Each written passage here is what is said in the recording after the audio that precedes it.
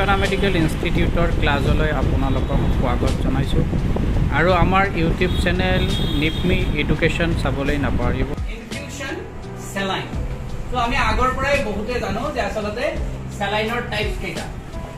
Saline, normal saline, next DNS saline, D5, D10, D25 এই গোটেই কেইটা মিলি পেলাই হৈছে কি আমাৰ ডেক্সট্ৰোজ। ঠিক আছে, তো ডেক্সট্ৰোজৰ আসলতে কি হয় এই কেইটা টাইপ, ৰাইট? ডেক্সট্ৰোজৰ এই কেইটা type. Ringer lactate solution, isolate P, multiple electrolyte and dextrose injection আৰু mannitol ইত্যাদি ইত্যাদি বিলাক হৈছে আমাৰ আসলতে কি এন্টাৰেল ড্ৰাগছ, যাক সেলাইন হিচাপে কোৱা হয়। আৰু সেলাইন দিবলৈ হ'লে সেলাইন সেটৰ দৰকাৰ, ড্ৰিপ সেটৰ দৰকাৰ বা ইনফিউশন সেটৰ দৰকাৰ। অল এভৰিথিং এই তিনিটা মিলি এটাই বস্তু, তাৰ নাম হ'ল এতিয়া আমি ইয়াতে যোৱা ক্লাছত ডিসকাস কৰিছিলো যে সোডিয়াম ক্লোৰাইড আৰু ওয়াটাৰ থাকে ক'ত নৰ্মেল সেলাইনত। ডেক্সট্ৰোজত কি থাকে সোডিয়াম ক্লোৰাইড আৰু কি থাকে ডেক্সট্ৰোজ থাকে। ডেক্সট্ৰোজ মানে হৈছে গ্লুকোজ। ডেক্সট্ৰোজ মানে গ্লুকোজ। মনত ৰাখিব লাগিব দুটা পইণ্টস। এটা হৈছে নৰ্মেল সেলাইনত কি থাকে সোডিয়াম ক্লোৰাইড, আৰু সোডিয়াম ক্লোৰাইড মানে হৈছে সাল্ট। সাল্ট মানে দিব, আৰু সেই নিমখত কি হয় আসলতে মানুহৰ প্ৰেসাৰ হাই হয়। সাধাৰণভাৱে যদি কোনো এজন মানুহ তাৰ যদি প্ৰেসাৰ হাই থাকে তেতিয়াহ'লে সেই মানুহজনক আমি কেতিয়াও এডভাইস নকৰো নিমখ খাওক। ক্লিয়াৰ? তো ইয়াত সেলাইনত এটা ইম্পৰ্টেন্স কথা লুকাই আছে, সেইকাৰণে মই কৈ আছো। ঠিক তেনেধৰণে এজন ডায়াবেটিক পেশেন্টক আমি কেতিয়াও নকওঁ যে চাহটো চেনিলেই খাওঁ, ৰাইট? তো ইয়াত ডেক্সট্ৰোজৰ বেলিকা কোৱা হৈছে ইয়াত কি থাকে সুগাৰ, গ্লুকোজ থাকে তাৰমানে। ঠিক তেনেধৰণে D5তো ডেক্সট্ৰোজে হয়, তেতিয়া ডেক্সট্ৰোজত কি থাকিব গ্লুকোজ থাকিব। আৰু সেই গ্লুকোজ থকাৰ কাৰণে হয়তো এই সেলাইন দুটাত কিবা এটা আমাৰ প্ৰিকিউশন আছে, সেইটো আমি লেটাৰ ডিসকাস কৰিম। এইবাৰ ডেক্সট্ৰোজ সেলাইনৰ বেলিকা আমি চাওঁ যে it is a mixture of dextrose and normal saline.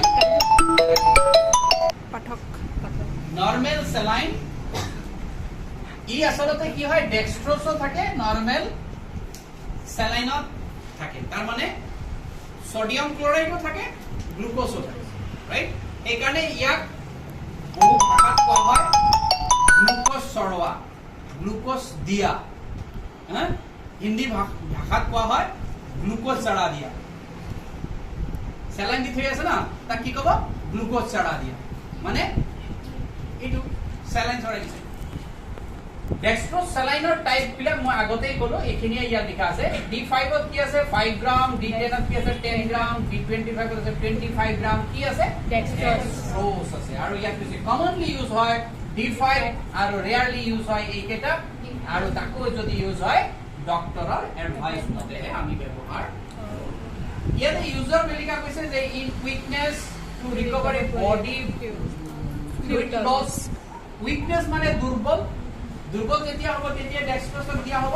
ঠিক তেনেধৰণে ৰিকভাৰি অফ বডি ফ্লুইড, যদি কোনোবা এজন মানুহৰ এক্সিডেণ্টলি বহুত ব্লাড লছ হৈ গৈছে, এক্সিডেণ্ট কেছত যদি বহুত হেমৰেজ হৈ গৈছে ব্লাড, তেতিয়াহ'লে সেই মানুহবিলাককো কি কৰিব লগা হয় ফ্লুইডটো দিব লগা হয়। তো এইটো হৈছে আসলে আমাৰ ডেক্সট্ৰোজৰ ইয়াৰ ইউজেছ।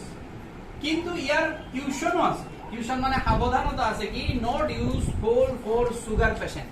কাক দিয়া নহয় সুগাৰ পেশেন্ট। কিয় দিয়া নহয় because of already sugar is present inside the body part.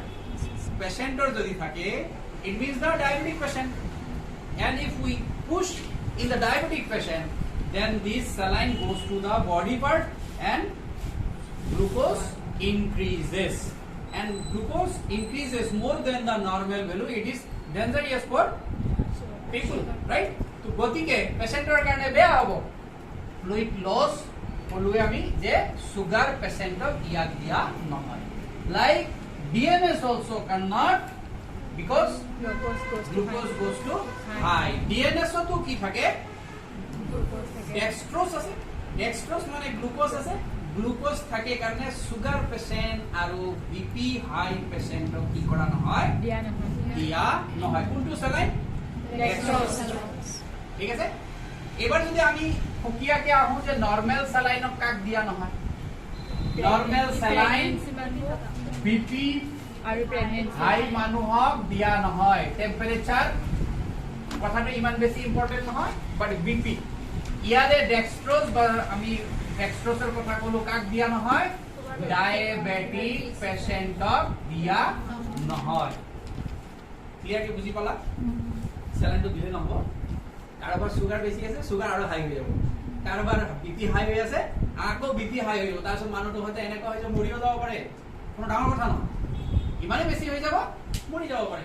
বাকি আদাৰ যিবিলাক স্যালাইনৰ কথা আছে যিবিলাক হৈছে আমাৰ যেনেকে স্যালাইনটো কিমান ড্ৰপ পেলাব লাগে, ৰাইট? স্যালাইনটো ড্ৰপ ওয়াইজ পেলাব লাগিব না। যেনেকে আমি কওঁ যে 1 মিনিটত কিমান 60 সেকেন্ড ড্ৰপ পৰিব লাগে পাৰ সেকেন্ডত 1 ড্ৰপস বা ইন 1 মিনিট 60 ড্ৰপস। ক্লিয়াৰ? যদি আমি এনেকে দিওঁ তেতিয়ালে মানুহজনৰ কোনো প্ৰবলেম নহয়। প্ৰবলেম কেনেকুৱা ধৰণৰ হয়?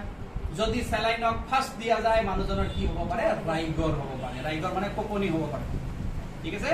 আৰু যদি তেনেকুৱা কোনোবা ঠাণ্ডা লগা মানুহকে আকৌ স্যালাইনটো দিব লগা হৈ যায় বা মানুহটো যদি ঠাণ্ডা লাগি আছে তেতিয়াহ'লে তাত কি কৰিম আমি? ডেক্সনা ইনজেকশন ভৰাই দিম। আৰু ডেক্সনা দিলে শৰীৰটো আকৌ গৰম হৈ থাকে, তেতিয়া স্যালাইনটো খুব ধুনীয়াকে পাৰ হৈ যায় আৰু মানুহটোৰ স্যালাইনটো যিটো প্ৰয়োজন আছে সেই প্ৰয়োজনটো ফুলফিল হৈ যায়। তো গতিকে স্যালাইনৰ ভিতৰৰ কথা আমি যদিও ইয়াতে ডেক্সট্ৰোজৰ বিষয়ে পঢ়িলো, ডেক্সট্ৰোজ স্যালাইনৰ বিষয়ে, তো আমি দুটা যেহেতু আগতে পঢ়িছিলো আৰু এইখিনি আমাৰ আগৰ ভিডিঅ'টো আপলোড হৈ আছে, সেইখিনি হয়তো চালে এইটো ক্লিয়াৰ হৈ যাব। স্যালাইন ঠিক আছে, কাট কৰিয়ে দিছিলে।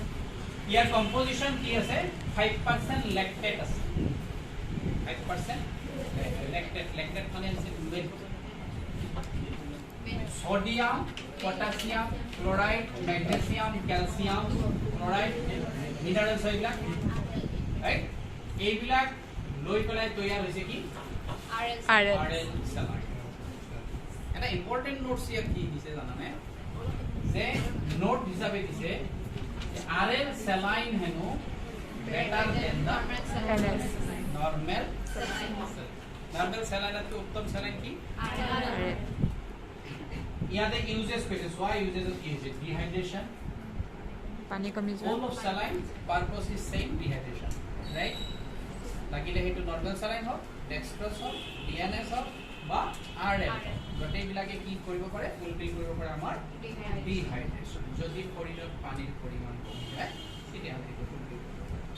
পেনক্ৰিয়েটাইটিছ, পেনক্ৰিয়াছ থাকে আমাৰ, পেনক্ৰিয়েটাইটিছ বেমাৰ এটা, সেই বেমাৰৰ বেলিকাও কি কৰিব পাৰি? আৰএল স্যালাইন দিব পাৰি। ব্লাড ফ্লোস একই ধৰণে ট্ৰাউমা, এক্সিডেন্ট কেস, সাৰ্জাৰি কেস, সাৰ্জাৰি বিলাক কৰা হ'ল, কৰাৰ পিছত কি কৰিব পাৰি? আৰএল স্যালাইন দিব পাৰি। একে ধৰণে বান পেশেন্টক যদি কোনোবা জ্বলা পৰা পেশেন্ট আহে আমাৰ, তেতিয়াহ'লে তেওঁলোকক আমি কি দিব পাৰো?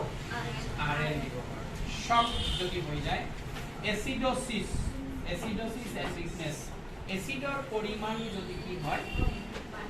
বাঢ়ি যায়, তেতিয়া আমি কি কৰিব পাৰি? দিব পাৰি।